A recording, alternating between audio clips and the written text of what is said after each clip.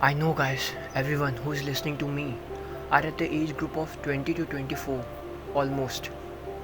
And at this stage, we don't like any kind of interruption from our parents' side or from any other elder member of our family. Because we feel that we are grown ups, we know this world better. But I can bet you, you are wrong. Your parents know this world better than you. They have hustled more than you, they have struggled more than you. So they know how things works in real life. So guys, at least listen once to your parents what they want to say. Don't cut them. Just listen them.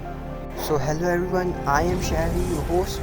So let's begin our story without any further delay. The Stupid Monkeys. The night was dark and quiet. The weather was very cold. A group of monkeys trembled in the trees. They clinged to his branches. One of the monkeys said, "I want to find fire. This will help keep us warm."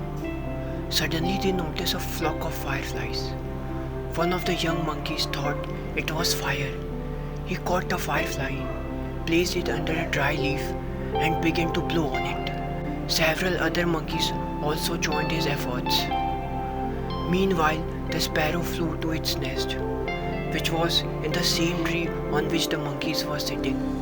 She noticed what they were doing. Sparrow laughed. She said, "Hello, silly monkeys.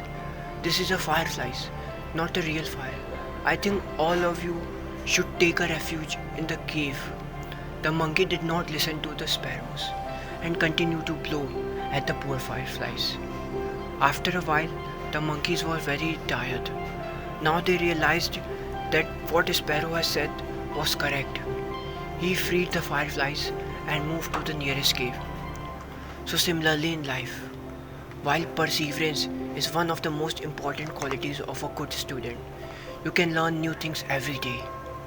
The monkey in this story are of course persistent, but their hard work didn't pay off because they refused to listen, at least at first. What I mean to say, guys, always listen to your elders at least once because they know best for you.